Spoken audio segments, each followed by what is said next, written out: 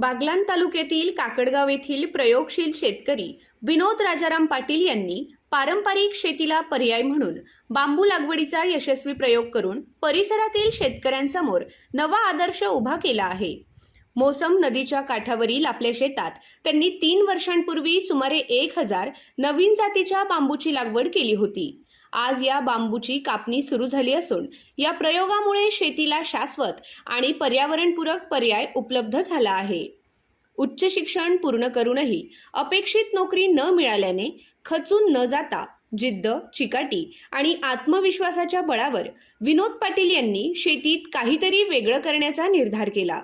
बदलते हवामान, पारंपरिक पिकांवरील वाढते संकट आणि उत्पादन खर्च याचा अभ्यास करून त्यांनी बांबू लागवडीकडे वळण्याचा निर्णय घेतला। या निर्णयामागे त्यांना प्रेरणा मिळाली ती यशवंतराव चव्हाण सेंटर येथील आयोजित करण्यात आलेल्या जागतिक बांबू परिषदेतून। या परिषदेत सुमारे 40 देशातील प्रतिनिधींनी सहभाग घेतला होता। सलग 3 दिवस बांबू लागवड, प्रक्रिया, बाजारपेठ आणि विक्री तंत्र याबाबत तज्ज्ञांकडून मार्गदर्शन करण्यात आले। याच परिषदेतून प्रेरणा घेऊन पाटील यांनी जून 2022 मध्ये बांबू लागवडीचा प्रयोग प्रत्यक्षात सुरू केला।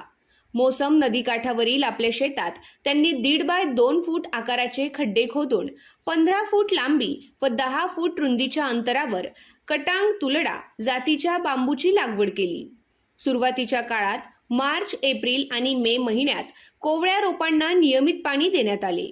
विशेष म्हणजे या पिकाला केवळ पहिल्या वर्षीच पाण्याची आवश्यकता भासली। आज 3 ते 4 वर्षांनंतर बांबूची झाडे कापणीसाठी तयार झाली असून प्रत्येक बेटाला 30 ते 40 मजबूत कोंब फुटले आहेत। काही बांबू तब्बल 20 ते 25 फूट उंच वाढले आहेत। सध्या चोपडा तालुक्यातील मजूर बांबू कटिंगचे काम करत आहेत। नाशिकमधील व्यापाऱ्याने या बांबूची खरेदी केली आहे। या प्रयोगासाठी वन विभागातील अधिकारी गणेश रणदिवे, रवींद्र भोगे, सीमा गोरे, निलेश पाटील, वैष्णव बच्चाव आणि लता काटकर यांचे मार्गदर्शन लाभल्याचे पाटील सांगतात। बांबू लागवडीचे सर्वात मोठे वैशिष्ट्य म्हणजे या पिकाला फारसा खर्च लागत नाही। अवकाळी पाऊस, गारपीट किंवा सोसाट्याचा वारा यांचा या पिकावर विशेष परिणाम होत नाही। एकदा लागवड केल्यानंतर सलग 40 वर्षांपर्यंत उत्पादन मिळू शकते।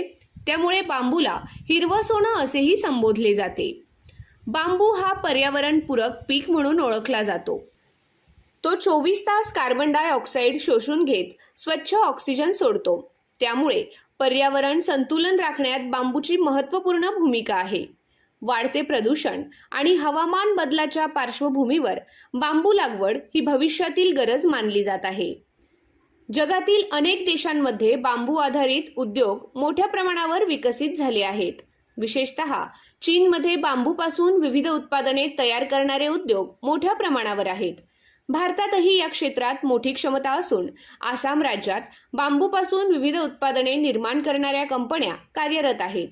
नाशिक जिल्ह्यातील पेठ, सुरगाणा आणि नंदुरबार सारख्या आदिवासी भागातील युवकांना योग्य प्रशिक्षण दिल्यास बांबू उद्योगातून रोजगार निर्मितीची मोठी संधी उपलब्ध होऊ शकते, असे मत विनोद पाटील यांनी व्यक्त केले। बांबूचा उपयोग केवळ बांधकामासाठीच नाही तर पशुखाद्य, फर्निचर, हस्तकला, घर बांधणी आणि इथेनॉल निर्मितीसाठीही होत आहे।